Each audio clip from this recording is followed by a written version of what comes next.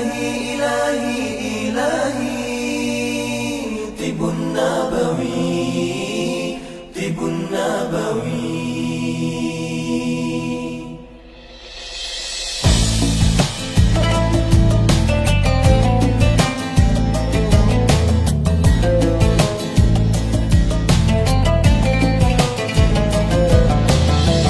Hadirlah sebuah rasa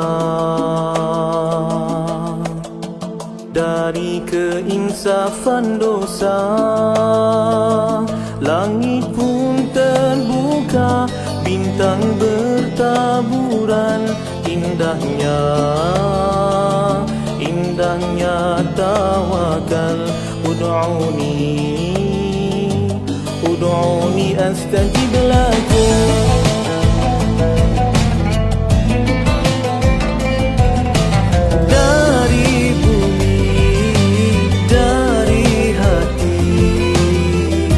Penawar al-wahidah halalan tayyiban.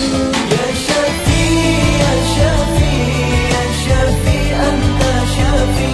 Ya Syafi, Ya Syafi, Ya Syafi, Anta Syafi. Ya Ilahi, Ya Ilahi.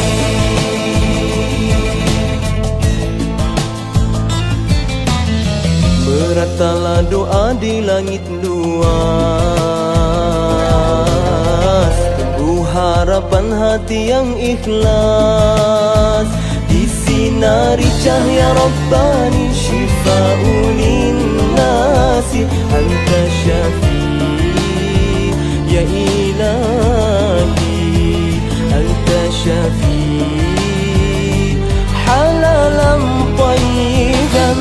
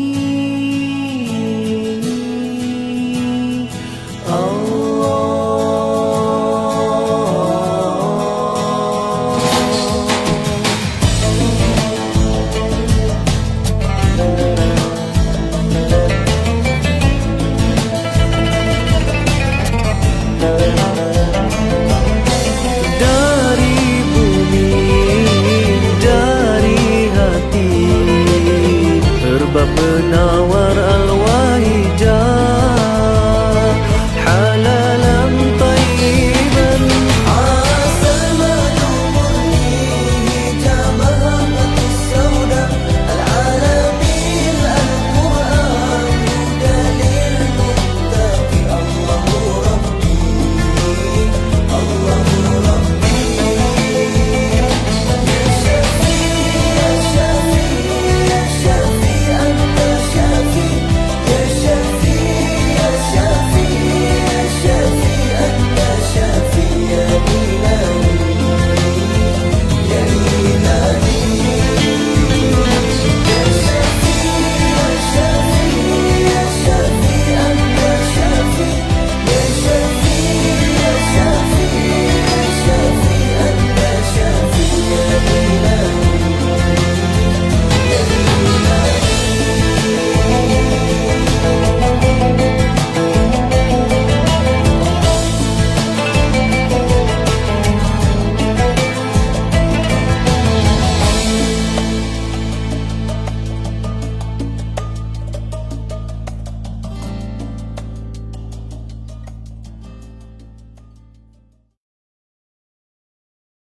علامي علامي علامي إلهي إلهي إلهي طب النبوي طب النبوي.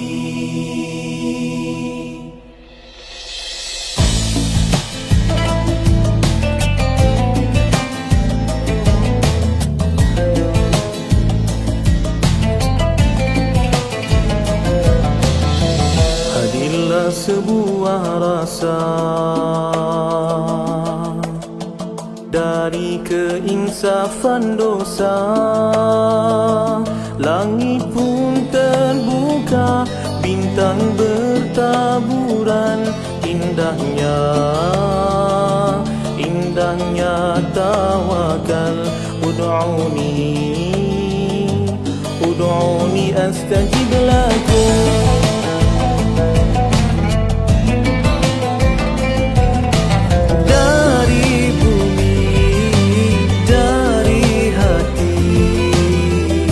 Penawar al-wahidah halalan tayyiban.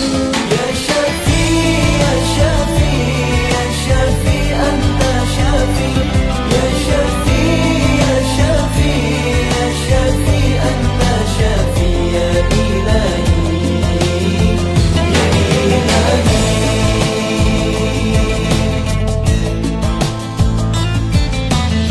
Meratalah doa di langit luas, tumbuh harapan hati yang ikhlas.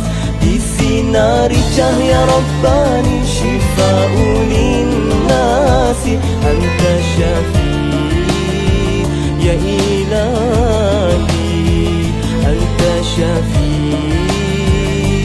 halalan tayyiban.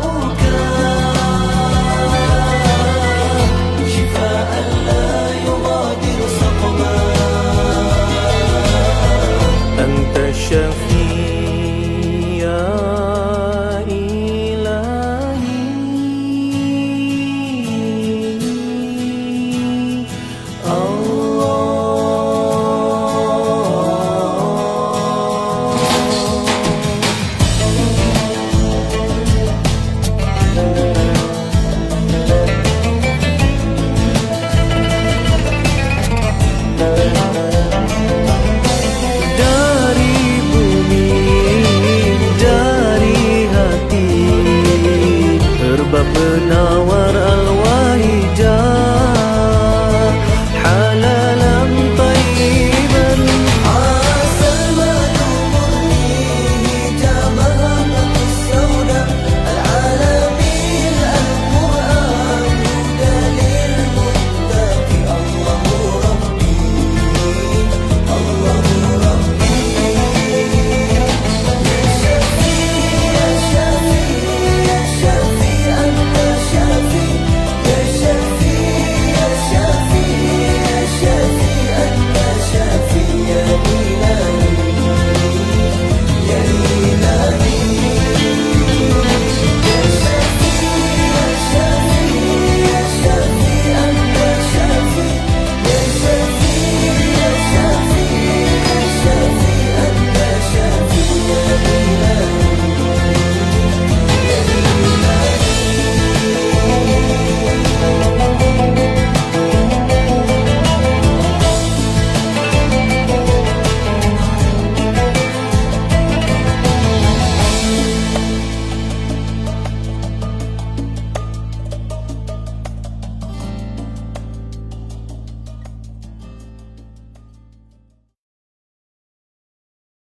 علامي علامي علامي إلهي إلهي إلهي طب النبوي طب النبوي.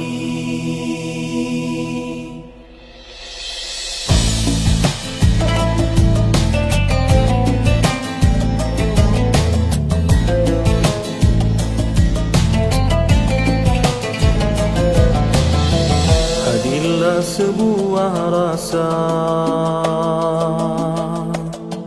dari keinsafan dosa. Langit pun terbuka, Mekah, bintang bertaburan, indahnya, indahnya tawakal. Ud'uni astajib lakum.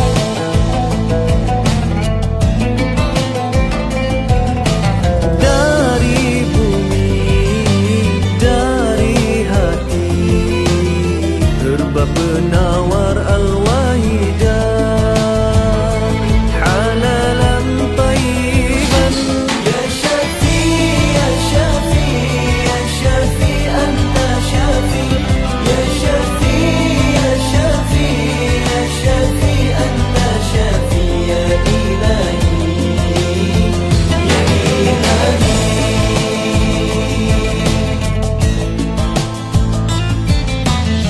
Meratalah doa di langit luas,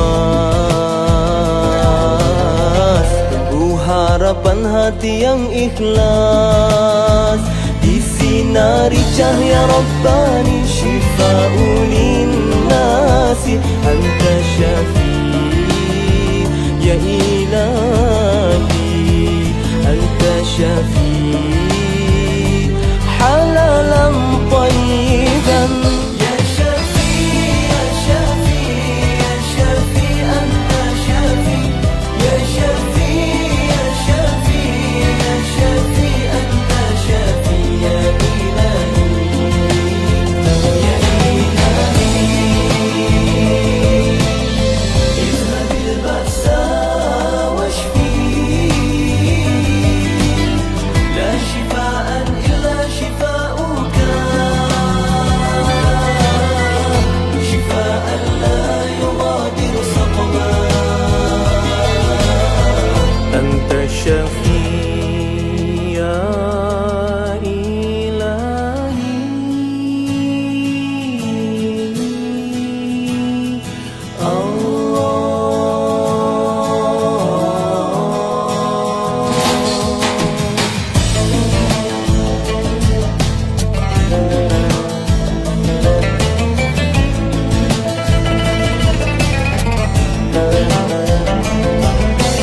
dari bumi, dari hati, herba penawar al-wahidah,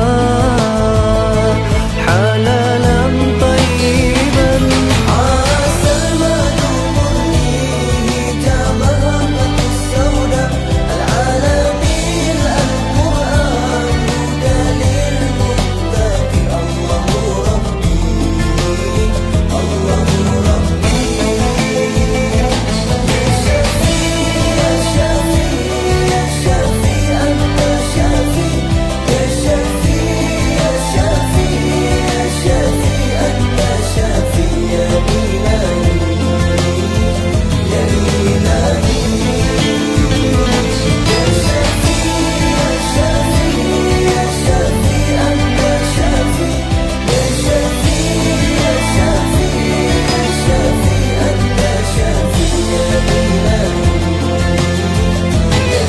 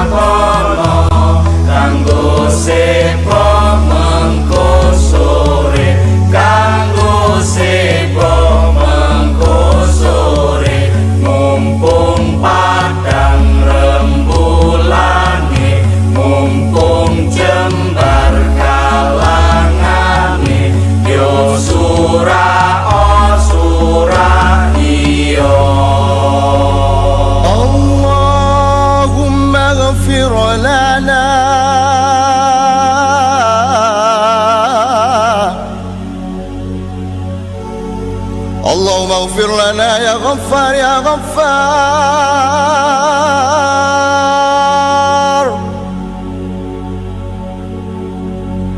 اللهم افتح لنا أبواب الرحمة.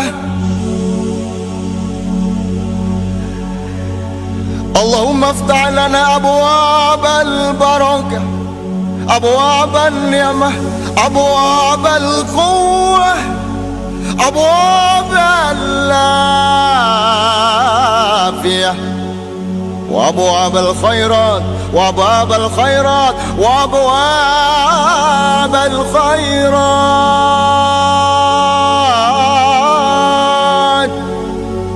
اللهم اغفر لنا يا غفار يا غفار يا غفار يا غفار.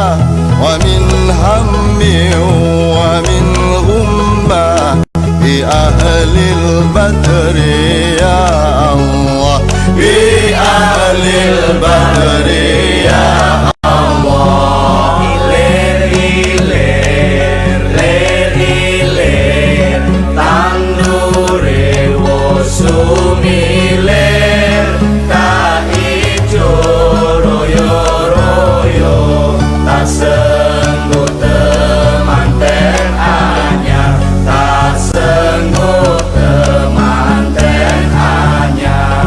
Bocah angon, bocah angon, penek no blimbing kuwi, lunyu lunyu penek no kanggo baso toto tiro, kanggo baso toto tiro, toto tiro, toto tiro.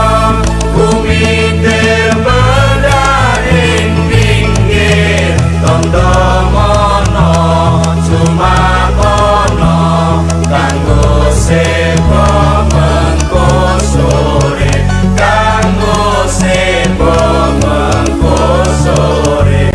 Mumpung padang rembulane, mumpung jembar galangane, nyusura asura iyo. Salatullah salamullah, salatullah salamullah, salatullah salamullah, salatullah salamullah, salatullah salamullah, salatullah salamullah, salatullah salamullah. Pegang teguhlah dengan sebuah semangat dan doa, tawakal dan harapan, penuh pasrah kepada Tuhan agar jalan ini lurus walaupun terpaksa melalui tepi jurang yang tajam. Namun jangan pernah merasa gayah Jangan pernah merasa kebimbangan. Tempuhi dengan keyakinan. Pijak kaki biar rapat di tanah. Jangan digoyangkan dengan gemetar di dada. Qul amantu billah Thumma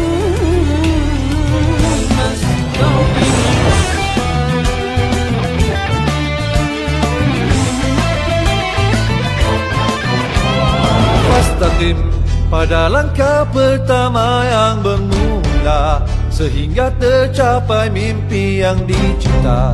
Ada semangat menyala yang tak mengalah diduga. Tiada laluan juang yang mudah, lebaran di hati tak pernah suka. Karena itu ganjarnya adalah syurga yang indah.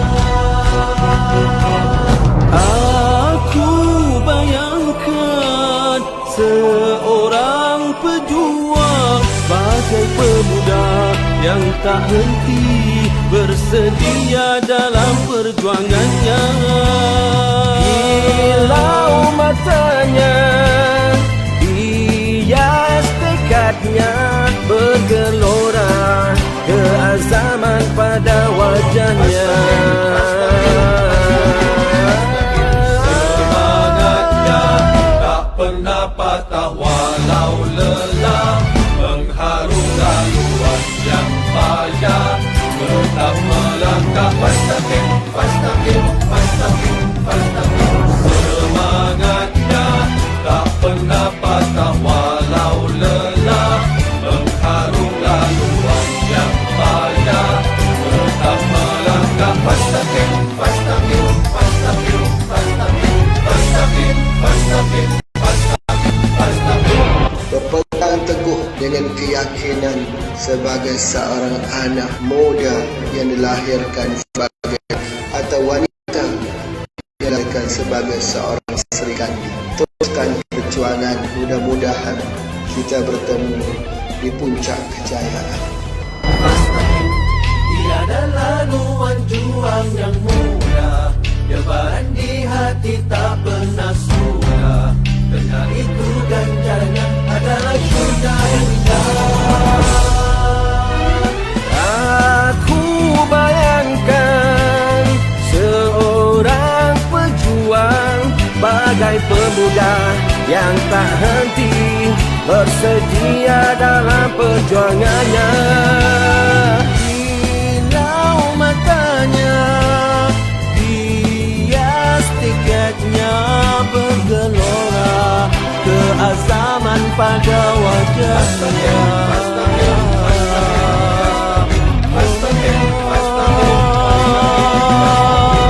Semangatnya tak pernah patah walau lelah, mengharu laluan yang payah, tetap melangkah. Fastaqim, fastaqim, fastaqim, fastaqim.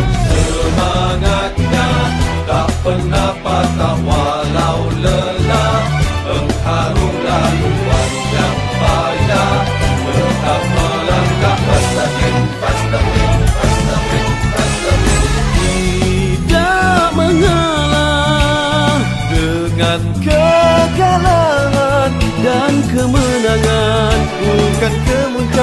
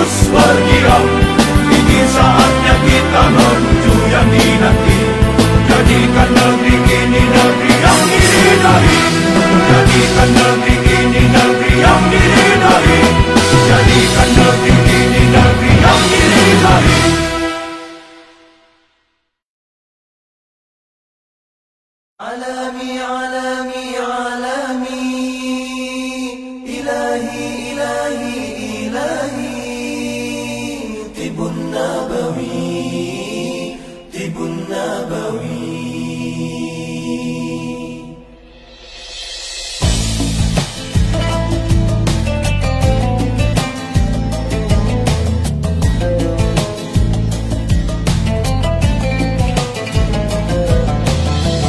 Hadirlah sebuah rasa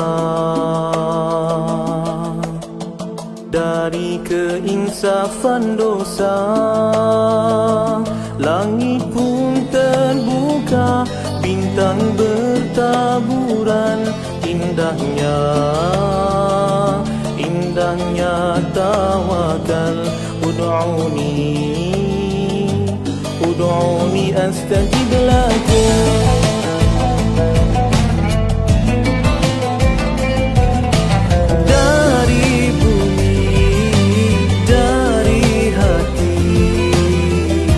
Penawar al-wahidah halalan tayyiban.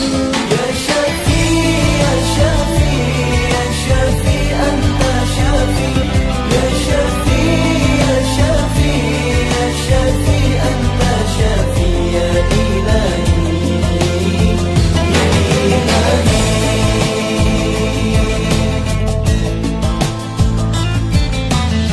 Meratalah doa di langit luas,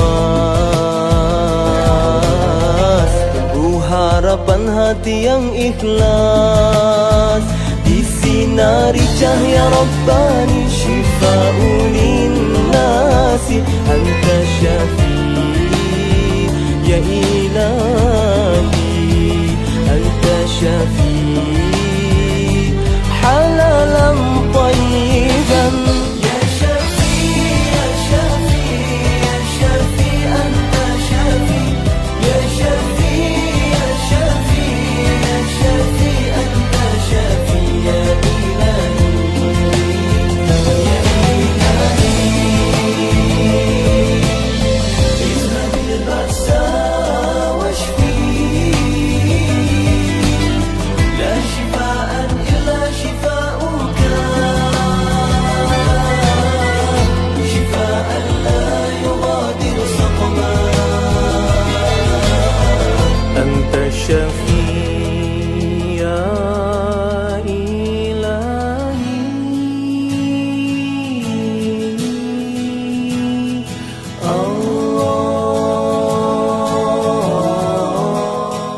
Warahmatullahi wabarakatuh. Apa khabar tuan puan, bapa ibu di mana juga kita berada hari ini? Apapun kita mensyukuri segala nikmat yang masih ada yang Allah berikan kepada kita, nikmat hidup.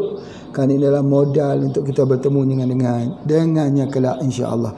Jadi oleh sebab itu pada hari ini Pak Haji nak ceritakan tentang sakit walaupun tidak ada tanda. Apa dia sakit walaupun tidak ada tanda? Kadang-kadang kita tengok ramai teman-teman kita, dia kata dia sihat, dia kata dia tak ada masalah positif COVID-19 ini, tetapi bila diperiksa ternyata dia adalah salah seorang yang ada masalah COVID-19 ini. Jadi oleh sebab itu tidak ada tanda. Yang lebih parah, tiba-tiba bawa kereta, bawa mobil, tiba-tiba terjatuh dan bawa ke rumah sakit, ternyata sudah parah COVID-19. Jadi tidak ada tanda. Jadi oleh sebab itu bagaimana kita untuk memahami apakah benar penyakit yang tidak ada tanda. Sebenarnya ada isyarat yang sudah diberikan, tetapi kita tidak memahami bahasa tubuh yang ada pada kita. Sama juga seperti Pak Haji selalu sebut, kalau orang itu dia ambil herba, tiba-tiba dia sakit kepala. Dia kata, Pak Haji, aku sakit kepala bila ambil herba. Sebab apa? Sebenarnya itu bahasa tubuh. Tubuh beritahu kata air tak ada. Air kekurangan air dalam tubuh badan. Sebab apa? Banyak kencing. Herba diuretik. Jadi tubuh itu menjerit, tolong minum air segera. Dia tak faham. Sebenarnya itu adalah tanda. Jadi dia terus tak menghiraukannya. Rupanya tubuh badan itu kerana tidak ada air, maka dia ambil air daripada air otak. Maka bila dia ambil air daripada air otak, sakitlah di bayang kepala tersebut. Begitu dia kadang-kadang dia ambil daripada air pinggang, maka sakit pinggang. Biasa orang sebut, Pak Haji, aku tak boleh ambil herba. Kenapa? Kalau ambil rasa sakit kepala, sakit pinggang. Itu adalah dehydration, kekurangan air. Itu sebenarnya tanda tapi tak difahami. Oleh kerana tak difahami, maka dia terbiar begitu saja. Maka tiba-tiba kita jadi penyakit yang lebih serius. Pada ketika itu, maka muncullah satu istilah mengatakan sakit tidak dimulai dengan tanda. Apa contohnya? Contohnya dalam penyakit jantung. Misalnya kata jantung. Silent killer, pembunuh dalam kesenyapan, dia tak rasa sakit. Jantung ni dia tak memberikan kesan sakit seperti asam urat. Asam urat tu sakitnya luar biasa. Sakitnya menjerit-jerit, menangis-nangis asam urat itu. Sensitif sekali kalau asam urat itu atau gout itu. Tetapi tidak seperti jantung. Jantung dia tak begitu. Jantung orang tu selalu ketawa, jatuh dan mati. Ini apakah termasuk dalam sakit yang tidak ada tanda? Sebenarnya ada tanda. Dia tidak mengetahui. Apa dia? Tanda pertama cepat marah. Yang kedua, ini dah kita belajar dah, merah-merah di sini. Yang ketiga, kadang-kadang ada seperti ditusuk seperti jarum di dada sebelah kiri. Ya, kemudian kalau orang itu dia belajar lagi, dia berjalan ya, dia akan cepat capek, lemah, naik daripada satu tangga ke satu tangga itu terpaksa berhenti 2-3 kali. Itu kan tanda. Walaupun kita tak nampak itu, mungkin kita tak perasan ataupun mungkin kita tidak ambil perhatian, tapi itu adalah tanda. Baik, oleh sebab itu maka apabila wujud tanda ini sebenarnya isyarat untuk cari obat. Allah datangkan hujan, sebelum hujan itu datangkan awan mendung untuk kita cepat mencari payung, untuk cari tempat berteduh, untuk cari tempat perlindungan. Begitu Allah datangkan penyakit pada tubuh badan kita, maka Allah bagikan petanda-petanda. Petanda itu namanya bahasa tubuh. Paling kurang ya Pak Haji nak sebut, tanda itu bukan tanda penyakit tetapi tanda kelemahan. Kerana dia akan dimulai dengan lemah terlebih dulu.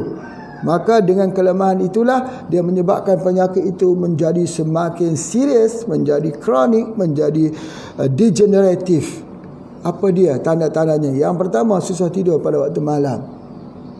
Yang kedua buang air besar yang tak lawas. Yang ketiga, ada flu. Yang keempat, ada batuk.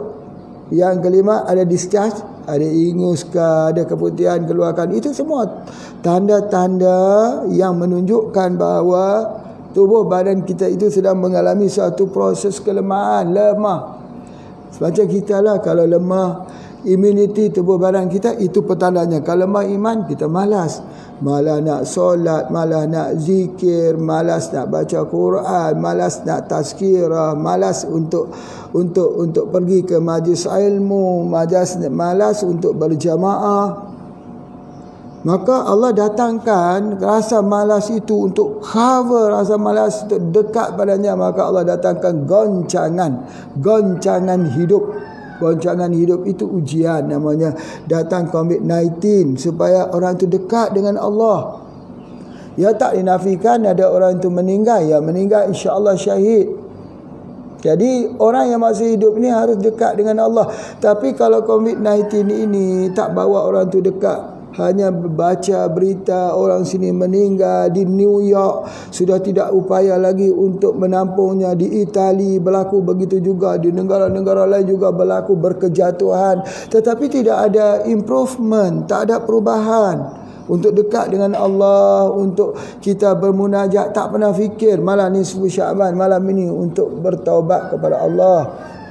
Maka tidak ada kegoncangan ini, tidak bawa kita kepada Allah. Dia bawa hanya untuk sekadar akal, tapi tak bawa kepada tauhid, kepada iman. Jadi oleh sebab itu, maka tanda-tanda ini adalah merupakan salah satu untuk kita back to Allah, ya, wa raja'na ila Allah, supaya kita kembali kepada Allah. yang satu yang esa dan sebagainya. Jadi Pak Haji dah terangkan bahawa apabila wabak menyerang begini, apabila penyakit menyerang begini, maka asas yang pertama mesti balik dulu kepada Allah Subhanahu Wa Taala.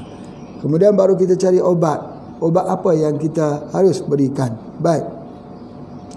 Jadi oleh sebab itu, maka kita cadangkan mengambil herba.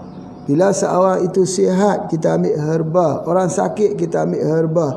Sebaik-baiknya herba diambil oleh orang sihat atau orang sakit. Cuba bapa ibu menjawab. Herba ini diambil untuk orang sihat atau orang sakit? Banyak orang mengatakan herba ini digunakan untuk orang sakit. Sudah kena virus COVID-19, baru bagi herba SJ2, dibagikan embun pagi spray, dibagikan kopi radik. Benarkah begitu? Cara begitu kita berada di ambang kebimbangan. Kita berada di dalam 50-50. Ya, tetapi cara yang terbaik ialah kita membuat kubu, membuat pelindungan, membuat perisai, shield kepada tubuh badan kita, iaitu herba diambil ketika kita sihat. Ya, ingat lima sebelum lima. Ingat waktu sihat sebelum kita sakit.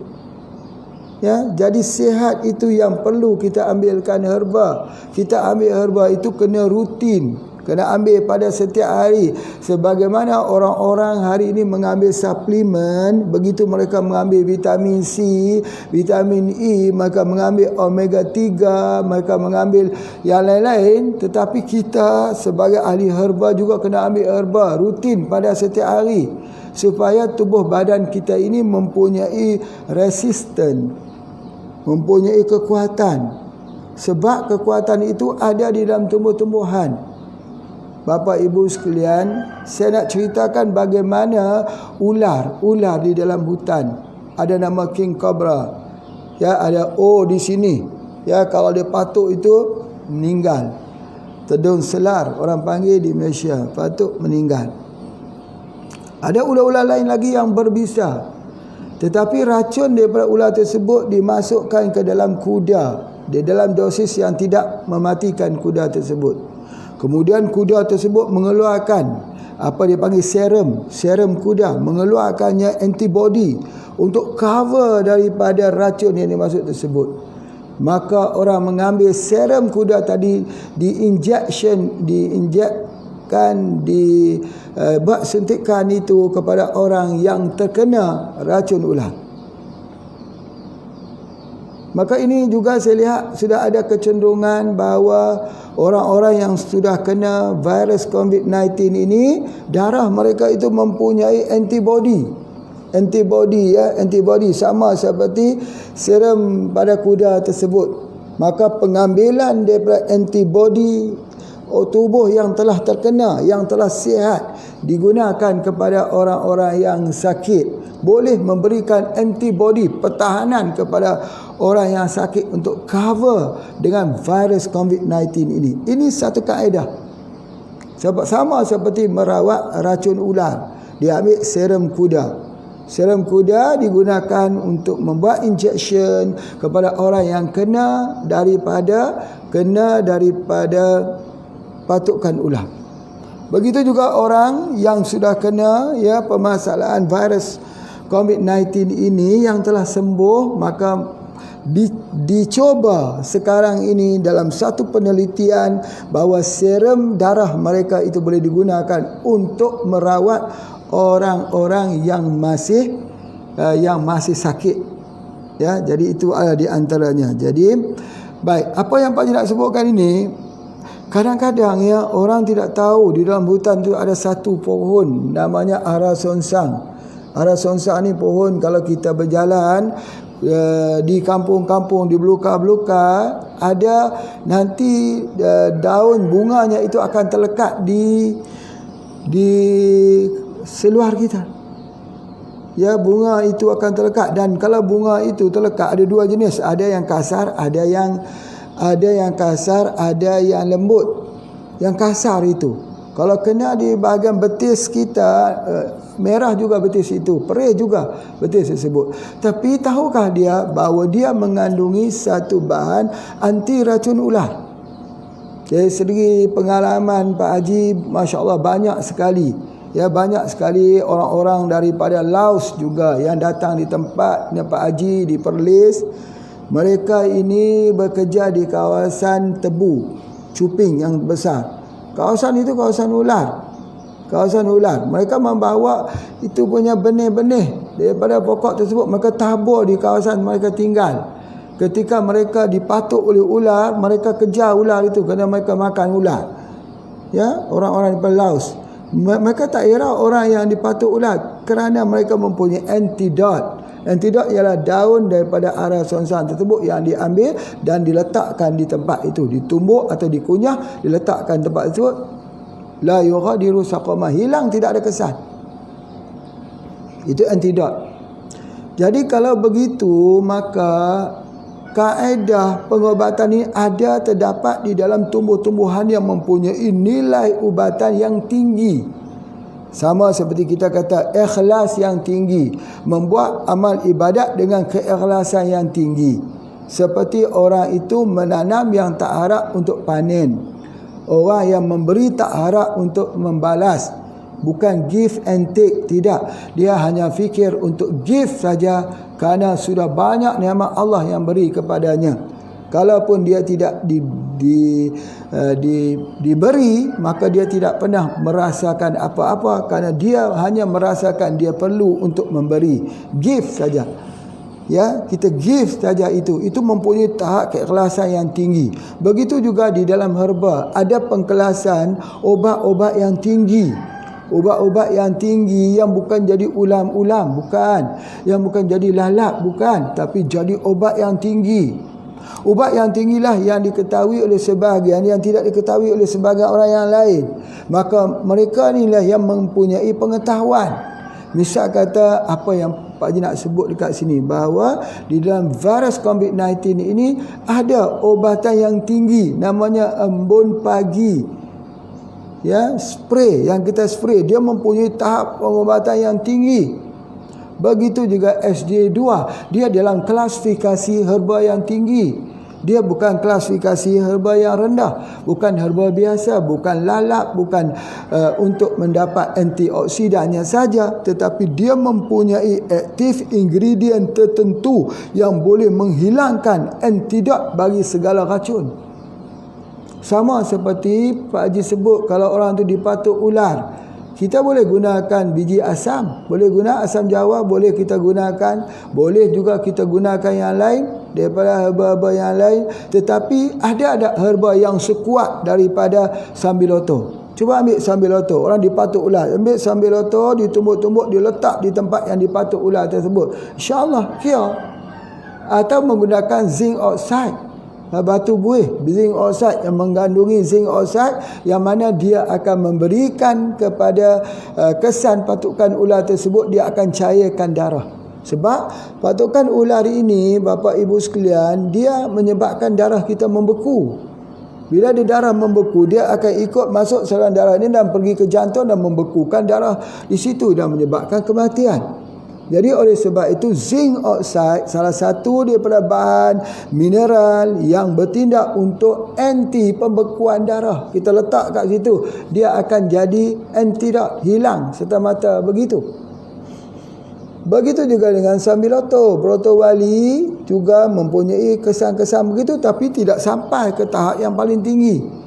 Jadi herba ada tahap rendah, tahap sederhana dan tahap tinggi. Jadi bila kita berhadapan dengan COVID-19, kita tak boleh guna herba tahap rendah. Kita tidak boleh guna apel hijau bagus. Kita tak boleh guna seledri juga bagus. Kita tak boleh juga menggunakan dia punya herba-herba yang lain. Seperti biasa memang bagus, tapi tak boleh, tidak mampu untuk membunuh tersebut. Ya, itu boleh digunakan untuk orang sihat, untuk prevention is better than cure. Pencegahan itu lebih baik daripada pengobatan. Sebab bila sudah nama pengobatan ini, dia perlu melangkah ke suatu langkah, iaitu penggunaan herba tahap tinggi. Itu yang paling penting. Okey, di situ agak sikit serius Pak Haji pada pagi ni. Tapi sebelum itu tengok nenas ni, nenas sikit ya, kita lapar-lapar sikit ya, supaya jangan stres sangat belajar. Ini nenas. Besar kan nenas ni? Ini dia. MD2, MARDI 2, nenas tidak ada duri. Nenas tidak ada duri. Biasanya nenas ada duri ya, Morris ada duri, tapi ini tidak ada duri. Ini nenas. Nenas ini subhanallah ya, kita boleh gunakan dia ni untuk jadi obat. Obat apa? Yang pertama, asam urat. Asam urat, arthritis. Kalau kita banyak makan obat-obat tahan sakit, nanti dia akan efek kepada ginjal. Pak Haji dah sebutkan, ada namanya apa dia? Aluminium hidroksida. Jadi oleh sebab itu, dalam menepati tajuk perbincangan kita pada pagi ini, sakit walaupun tidak ada tanda, sebenarnya kadang-kadang kalau banyak sangat mengambil ubat kimia jadi gitu juga. Dia sakit demam, dia pun ambil ubat tahan sakit. Dia sakit sendi, ya, dia ambil ubat tahan sakit. Memang hilang sakit, tidak ada tanda. Hilang sakit belum tentu hilang penyakit. Ambil ubat untuk tahan sakit, untuk sakit sendi, bisa hilang sakit sendi, tapi hilangkah penyakit? Tidak. Nanti akan jadi masalah masalah gastrik, nanti jadi ulcer, nanti akan rosak buah pinggang pula. Daripada masalah, daripada sakit asam urat, gout itu tiba-tiba jadi ulcer, jadi jadi kanser. Maka selepas itu hadiah pula dia menjadi apa? Rosak buah pinggang. Dia pula sakit. Itu menunjukkan bahawa apa dia? Sakitnya hilang, penyakit tak hilang. Jadi oleh kerana macam mana? Okey, pagi ni macam mana cara menghilangkan sakit gout, sakit arthritis, sakit sendi, orang sakit di bahagian kaki. Inilah dia buah nenas. Ya. Buah nenas yang mana kita tahu bahawa daripada nenas ini kita boleh buat dia jus.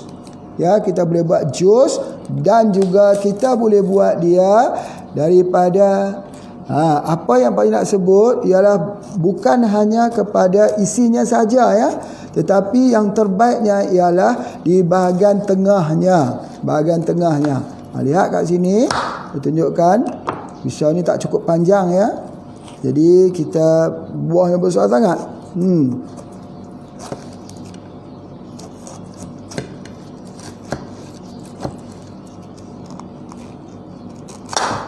Nah, di bahagian tengah ini, di bahagian tepi ya. Jadi tunjuk ni bahagian tepi ni isi yang kita makan, buat jus boleh, tapi ubatnya di bahagian tengah ni. Begitu juga untuk ubat kanser, guna ini juga. HIV, guna ini juga. Dia antivirus. Jadi kita buang ini. Kita buang dulu isinya yang ada di tepi-tepi itu, kita keluarkan dulu. Ini Pak Haji tunjukkan ya, macam mana di sini kita keluarkan dulu.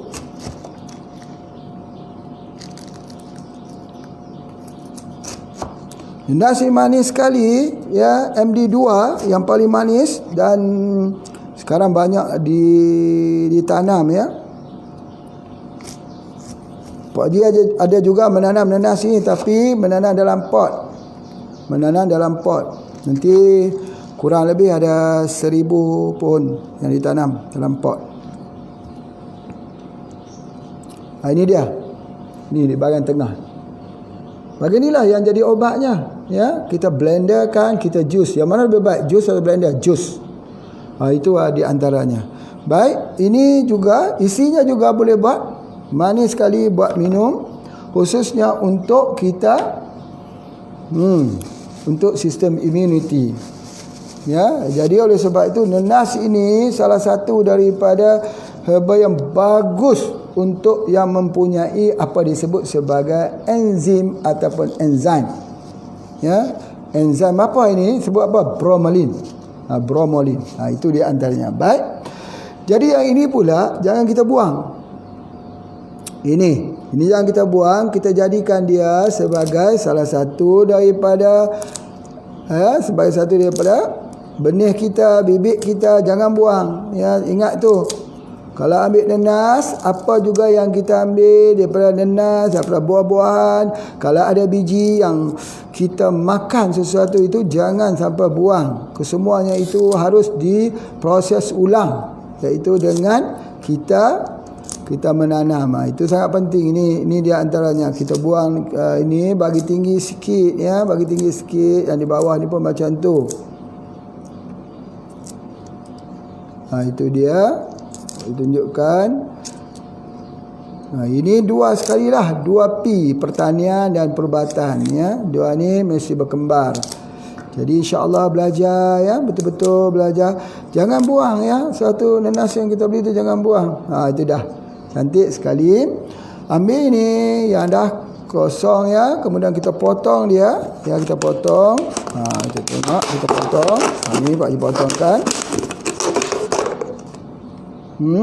Ini gitu.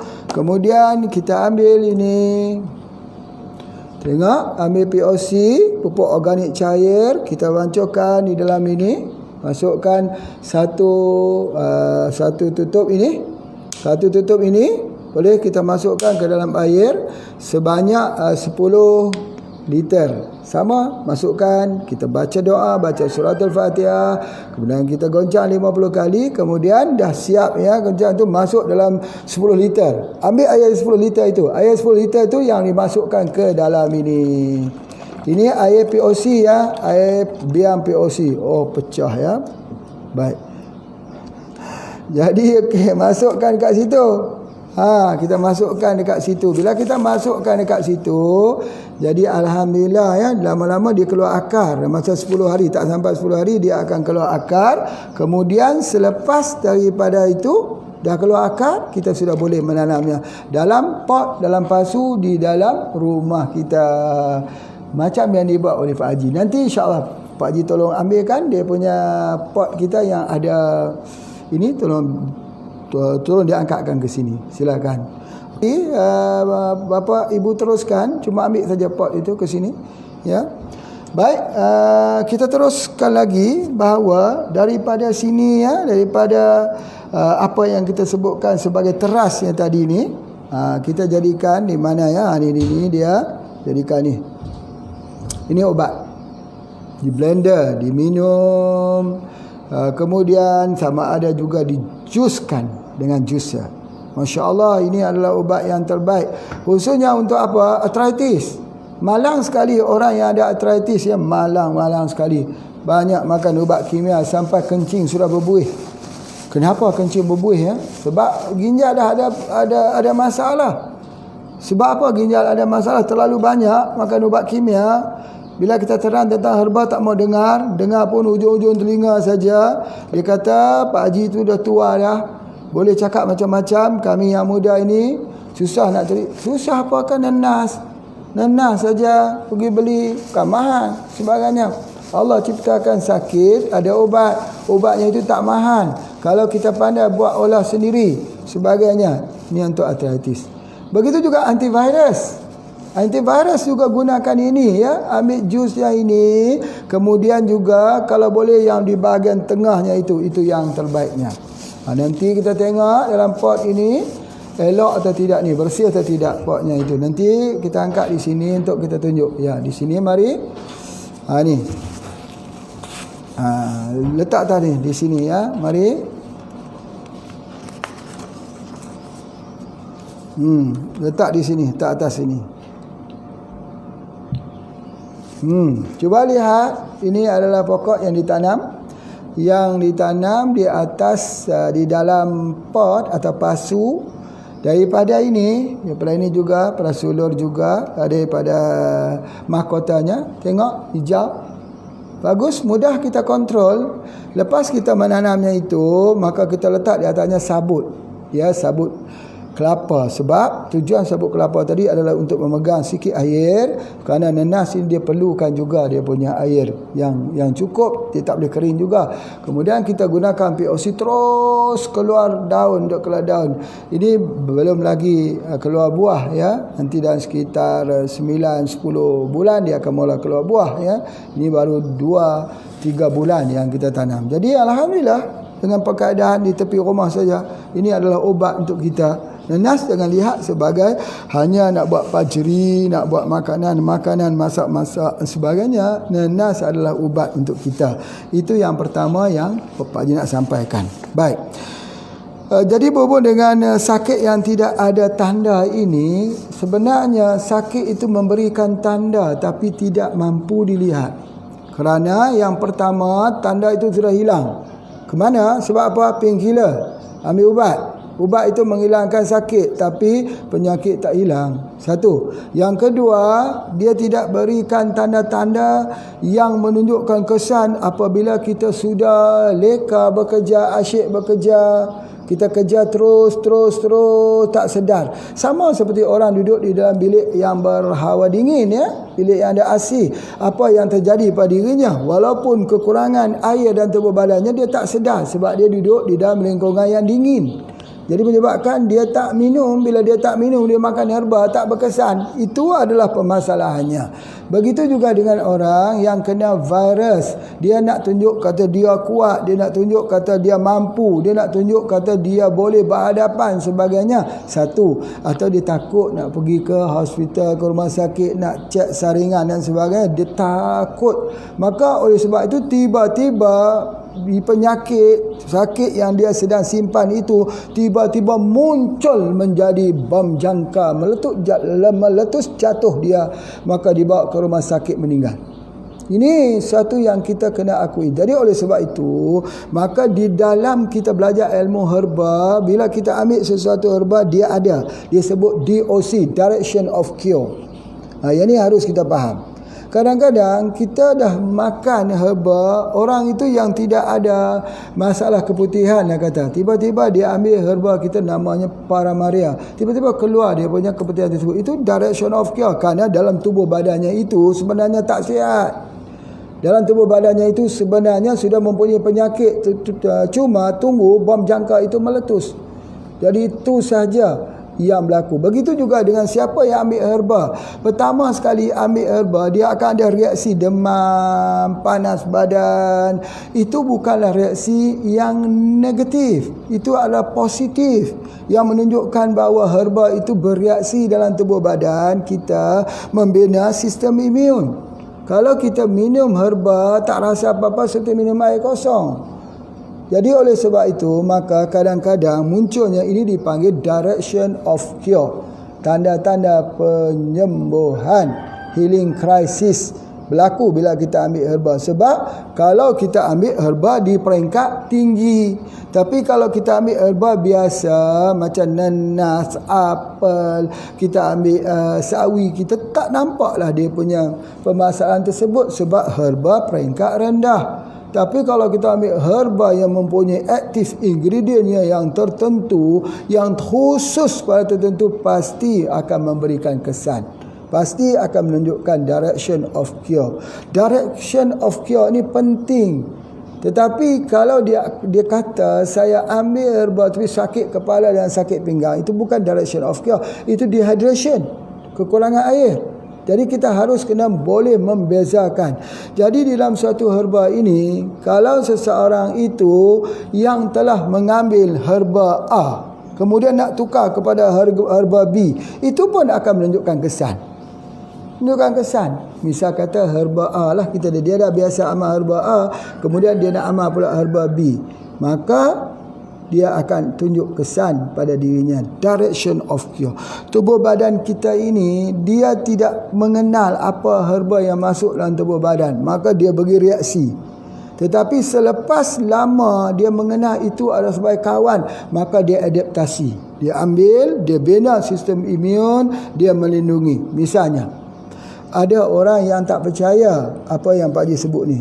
Baik, kalau tidak percaya, bagaimana vitamin C bekerja dalam tubuh badan? Vitamin C yang bekerja dalam tubuh badan, vitamin C itu datang daripada mana? Ya, kalau omega 3, tubuh boleh mengeluarkan omega 3. Ketika orang itu berpuasa, dia boleh mengeluarkan omega 3. Tapi vitamin C mau dapat daripada mana? Kebanyakannya vitamin C harus ambil daripada sumber luar.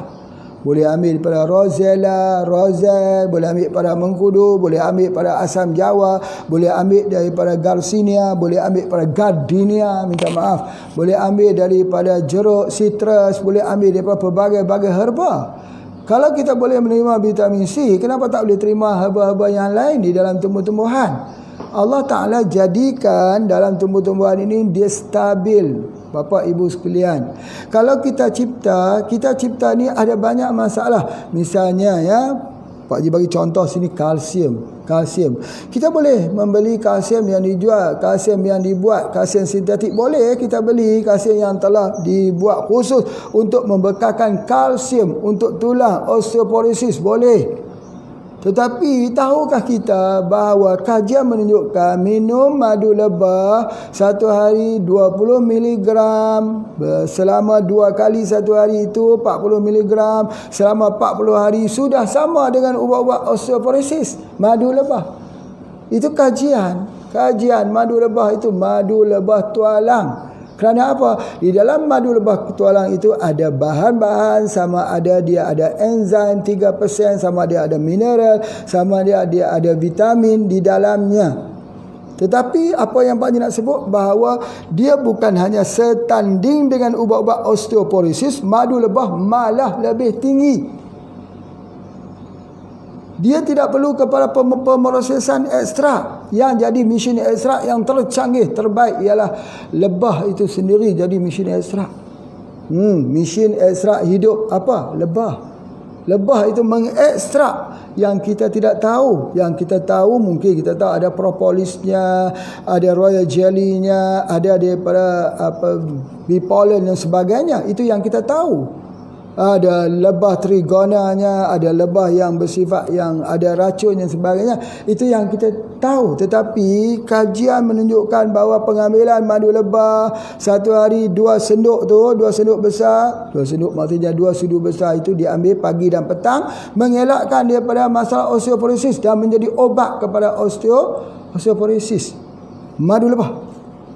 Maka terbukti bahawa madu itu obat untuk manusia. Ubat untuk manusia. Tidak ada virus yang boleh hidup di dalam madu lebah. Tak ada virus yang boleh hidup. Ada percubaan masuk virus dalam madu lebah, tapi esok hari virus semua mati, kuman semua mati. Ajaib kepada penciptaan Allah SWT ni. Jadi dalam keadaan virus COVID-19 ni, kenapa kita tak ambil madu lebah? Kenapa tak memunculkan pengobatan? Nabi kata kalau ada kesembuhan itu ada pada madu, ada pada asal, al-hijamah, al-kai. Sebab apa? Sebab kita tidak pernah diajar untuk merenung pengobatan dan hadis-hadis Nabi SAW, sehingga kan kita pandang sepele. Sehingga kita pandang itu sebagai satu pengetahuan yang tidak ada asas. Nanti banyak orang minta pula kepada Pak Haji, mana data klinikalnya pula daripada madu lebah ni? Data klinikal apa? Terang-terang hadis Nabi. Hadis Nabi SAW. Sebab itu kita sebut kepandaian manusia hari ini tidak mampu untuk berhadapan dengan COVID-19. Betul kan? Orang cerdik, orang besar, orang pintar, orang bersih, orang kuat, orang ada wang, orang ada kepakaran, orang yang makan. Doktor lagi jatuh, perawat lagi jatuh. Kalau kita ada keupayaan, kita tak ada keupayaan. Kalau oleh sebab itu, maka mari kita mengaku, mari kita surrender kepada hadis Nabi SAW, iaitu madu lebah, salah satu daripada pengobatan alamiah yang ada di samping pengobatan-pengobatan yang lain. Bukan berarti di sini Pak Haji menolak pengobatan lain, tidak. Orang Islam itu dia tak akan menolak suatu pembaharuan, suatu penemuan, kerana penemuan itu juga minallah, daripada Allah, bukan daripada kebijakan kita. Kalau Allah tidak kurnia, kita tidak akan diberi pengetahuan. Jadi oleh sebab itu, maka kita kembali semula. Jadi madu lebah ini dalam satu penelitian didapati bahawa boleh dijadikan untuk ubat osteoporosis. Baik. Kalau kita ambil kalsium yang dijual itu, dijual tunggal, ada dijual itu, sama ada dengan madu lebah? Tak sama. Sebab pengambilan lebih kalsium, lebih berlebihan akan menyebabkan pengurangan penyerapan zinc atau seng. Bila pengurangan zinc, ambil kalsium tinggi, zinc kurang. Jadi oleh sebab itu, maka Allah jadikan stabil. Dalam madu lebah itu sudah ada kalsium, ada zinc, ada magnesium, ada mineral-mineral yang teratur dalam susunannya.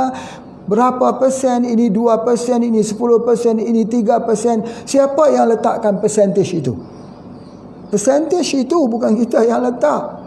Kita boleh membuat satu formula. Siapa kita buat formula? Ini 2%, ini tambah 5%, ini apa? Pada satu andaian kita untuk mengkaji. Tapi Allah sudah buat semua percentage mineral dan vitamin lengkap di dalam madu lebah itu. Siapa yang boleh mencabar pada cantuman-cantuman percentage persen yang ada di dalam madu lebah tersebut? Tak boleh.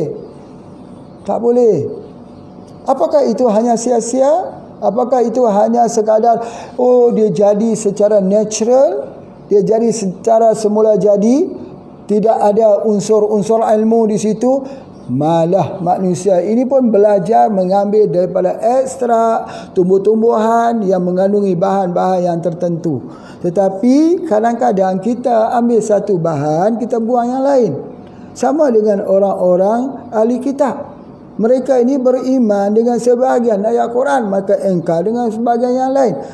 Sampai Allah sebut afatu'minuna bi ba'dil kitab wa takfuruna bi ba'd. Kamu ni, apakah kamu beriman dengan sebahagian daripada kitab, kemudian kamu kufur dengan sebahagian yang lain? Jadi oleh sebab itu, maka dalam pengkajian yang halus itu, misalnya buah nanas ini, ada kita lihat ada satu kecacatan mineral yang ada di dalam buah nanas ini. Apakah kita lihat ada satu kecacatan vitamin yang ada dalam buah nanas ini? Apakah boleh kita katakan buah nanas yang jadi makanan orang ini, dia ada satu bahan yang tidak diperlukan? Boleh kita sebut begitu? Dulu orang selalu menyebut begitu bila orang melihat ada satu pineal gland yang ada di otak. Sampai pineal gland itu dikatakan sebagai satu kelenjar yang tidak tahu fungsinya. Hari ini orang sudah boleh faham pineal gland itu jadi mata ketiga untuk mengeluarkan melatonin untuk dapatkan tidur yang berkualiti. Kalau tak ada melatonin, kalau dia tak berinteraksi dengan cahaya, dia tak keluar melatonin, maka tidurnya tidak berkualiti. Jadi pineal gland yang Allah ciptakan di dalam otak kita ini tidak sia-sia. Begitu usus buntu, gastrik, appendix. Maka ketika appendix itu dikatakan usus buntu yang tidak mempunyai apa arti, boleh kita buang, sila buang, tengok apa yang akan berlaku sistem imun kita. Sekejap demam, sekejap sakit, sekejap demam, sekejap sakit. Begitu juga dengan tonsil, ya, bagaimana dia bengkak tonsil, kita buang sebagainya. Padahal tonsil itu obatnya adalah sambiloto, pokok cerita saja, pokok empedu bumi yang pahit itu saja kita buat sedoan, hilanglah tonsilitis itu. Jadi oleh sebab itu banyak di kalangan kita yang tidak menyedari ataupun menyedari tetapi memandang sepele, sebelah mata, pandangannya tidak fokus, hanya dengar-dengar, orang kata hearsay saja. Ini hearsay tak boleh jadi hujah di mahkamah. Ya, ini bukan mahkamah. Ini adalah kesihatan badan. Kalau orang kata VCO tu bagus, minum untuk lawaskan pembuangan BAB, kerana orang yang ada masalah demam ini, maka dia kena lancar pembuangan air besarnya supaya panas itu turun dan dikeluarkan. Baru mukusnya tidak ada. Saya sebutkan masa dulu kenapa proses itu berlaku. Proses diarrhea itu berlaku sebab untuk cover. Jadi oleh sebab itu muntah berlaku. Itu satu kebaikan. Muntah nak keluarkan racun. Diarrhea itu berlaku kerana nak buangkan juga masalah keracunan di usus. Semua itu adalah mekanisme pertahanan tubuh badan kita yang diciptakan oleh Allah, yang mempunyai mekanisme penyembuhan dirinya sendiri. Itu kita panggil satu sistem limfatik, sistem limfa, sistem sel darah T, sistem immunity. Semua itu adalah untuk mengawal tubuh badan manusia ini, dia sebagai khalifah Allah di atas muka bumi ini. Tetapi bila tubuh badan kita diakumulasi dengan racun-racun, dengan kimia, dengan bahan-bahan yang mengandungi racun, bahan pengawet, bahan pewarna, bahan perasa yang dipenuhi dengan makanan-makanan junk food, instant food, dengan makanan-makanan berproses, maka enzim dalam tubuh badan kehilangan, vitamin dalam tubuh badan kehilangan, mineral dalam tubuh badan itu kehilangan, maka tubuh sudah tidak ada shield, tidak ada pelindung, tidak ada kota, maka serangan COVID-19 menyerang, jatuh tersungkur satu. Jadi sekarang bagaimana cara untuk kita recover bahawa COVID-19 ini bukan satu yang terakhir. Dia bukan satu yang mula. Sebelum ni ada SARS, sebelum ni ada Zika, sebelum ini ada penyakit Ebola, H1N1, ya, chikungunya, dan berbagai-bagai penyakit lagi yang ada sebelum ini. Dan COVID-19 bukan terakhir. Sekarang sudah ada antivirus pula. Kemudian akan ada lagi banyak virus yang lain. Virus yang lain ini akan terus datang kepada populasi manusia yang tidak ada ketahanannya, yang sudah sakitnya jatuh tumbang. Kerana apa? Kerana tubuh badan kita sudah tidak seimbang. Kita sudah tak makan lalap, kita sudah tak ambil herba, kita sudah makan makanan sayur-sayuran yang ada racun, buah-buahan yang ada racun, nasi yang ada racun, kita makan makanan yang ada racun. Berapa banyak kita ambil sumber hidup dalam hidup kita, bahan hidup, enzim, berapa banyak? Ada kita ambil jus satu hari 1 liter? Tidak. Ada kita ambil buah satu hari 3 biji buah apel? Tidak. Ada kita ambil sesuatu yang hidup seperti ulang-ulangan lalap? Tidak. Kita makan sesuatu yang instan, makan sesuatu yang mempunyai bahan awet yang tinggi, kemudian kita mengharap tubuh badan kita kuat untuk berlawan dengan COVID-19. Jadi sebab itu tiba-tiba kita jatuh tanpa kesan, tanpa tanda, tetapi sebenarnya tanda-tanda itu sudah wujud, tetapi kerana bahan-bahan kimia yang terakumulasi di dalam tubuh badan kita ini telah cover, tak tunjuk kesan, tiba-tiba jatuh dan terus mati. Mau begini? Situasi ini harus diubah. Kesihatan kita itu berada di dalam piring makanan kita. Piring makanan kita itu. Cuba kita ambil piring makanan hari ini, kita tengok dalam piring itu berapa yang jadi obat, berapa jadi racun. Ini bahan pewarna, bahan pengawet, bahan perasa. Dia tak jadi obat, dia tak jadi darah, dia tak jadi daging, dia tak jadi tulang, dia tak jadi rambut, dia tak jadi kulit. Dia jadi racun pada tubuh badan kita. Kita mengharapkan tubuh badan kita kuat, boleh survive dengan COVID-19, sedangkan makanan kita makanan yang beracun.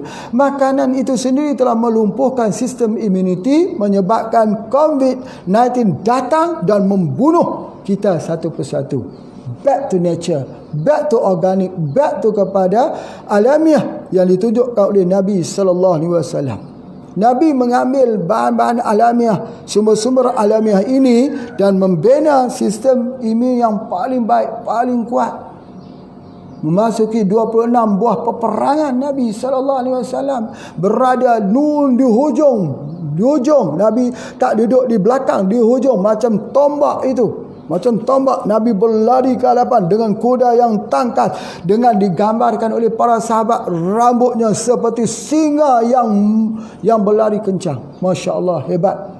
Sesusuk tubuh Nabi SAW ini sangat hebat, bapa ibu sekalian. Ya, Rasulullah SAW ketika dia berjalan seperti mana jalannya daripada tempat tinggi turun ke tempat sebelah bawah.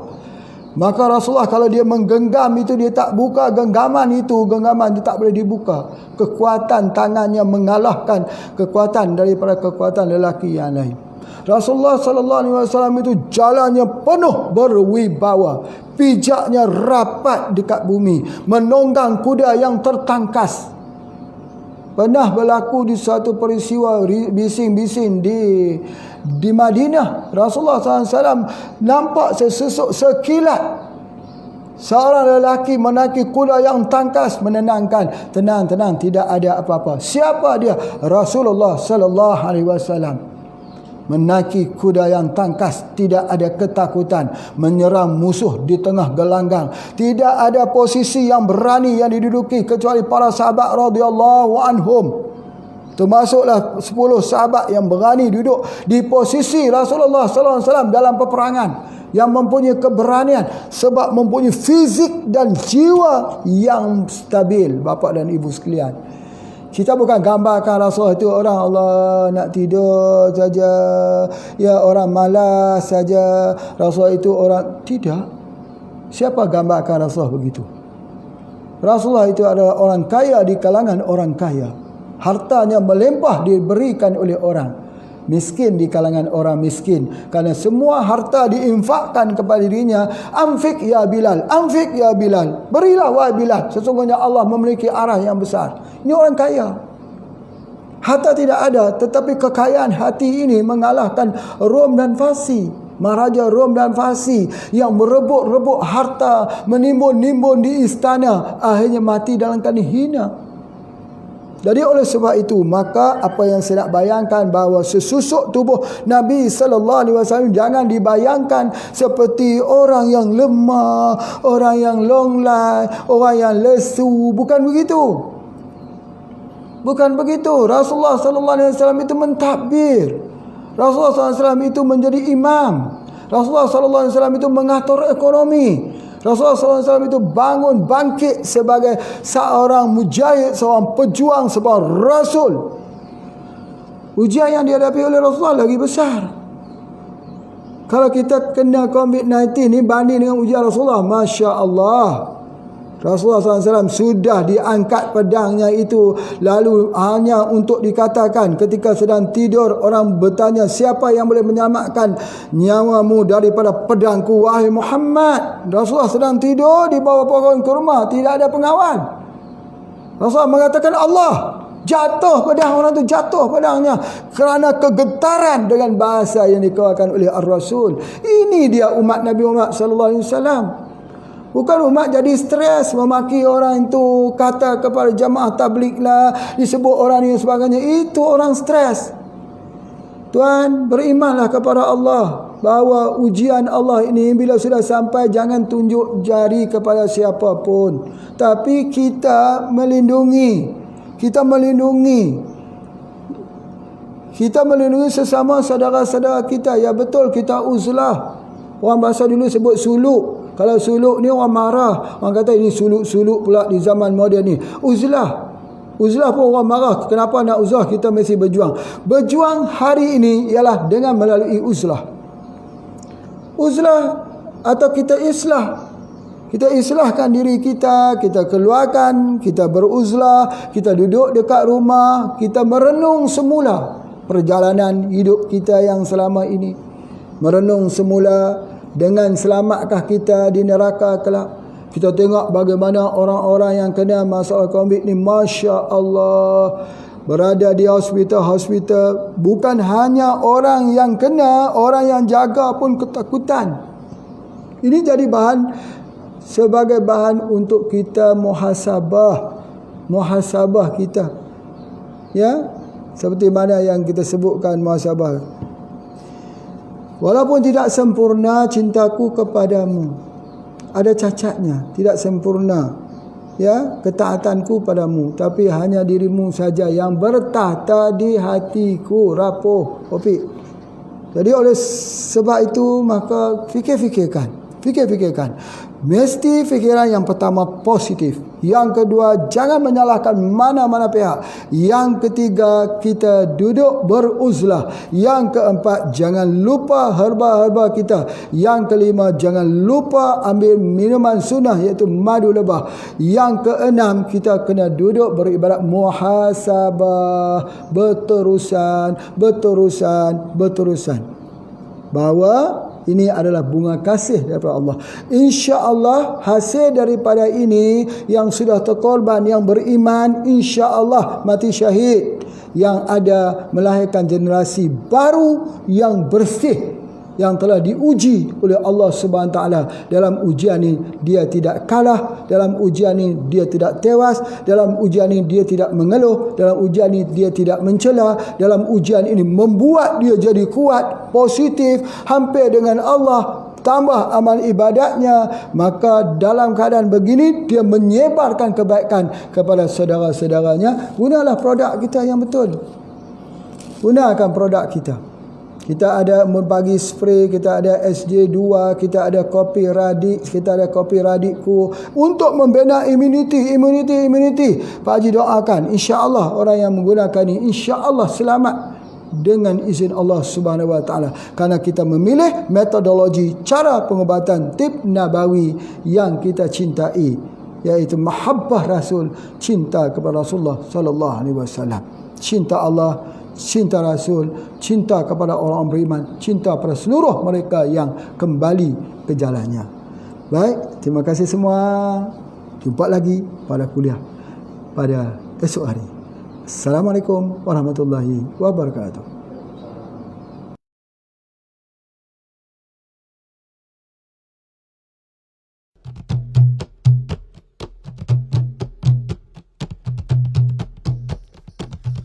Allahu Akbar, Allahu Akbar, Allahu Akbar, Allahu Akbar, Allahu Akbar, Allahu Akbar. Main secawan tiada hari tanpa kopi radik. Main secawan tiada hari tanpa kopi radik. Tongkat ali tejalawak akan mengkudung, mata pelanduk tebu gajah pokok lara. Halban digunakan secara tradisional untuk mengobati berbagai penyakit, untuk mengobati berbagai penyakit. Main secawan tiada hari tanpa kopi radik. Main secawan tiada hari tanpa kopi radik. Inilah kopi radik, senaji tujuh herbal baik untuk kesehatan kita semua. Oleh itu mari kita mengamalkan minum kopi radik setiap hari, supaya kita ada tenaga belajar berkhidmat dan terus bekerja, belajar berkhidmat dan terus bekerja. Main secawan tiada hari tanpa kopi radik. Main secawan tiada hari tanpa kopi radik. Minumlah kopi radik, terbukti khasiatnya, kecukupan produk halal, tanggung jawab bersama. Oleh itu mari kita perjuangkan kopi radik ke seluruh dunia, supaya ummah dapat merasakan kopi radik minuman kita bersama. Kopi radik minuman kita bersama. Main secawan tiada hari tanpa kopi radik. Main secawan tiada hari tanpa kopi radik. Main secawan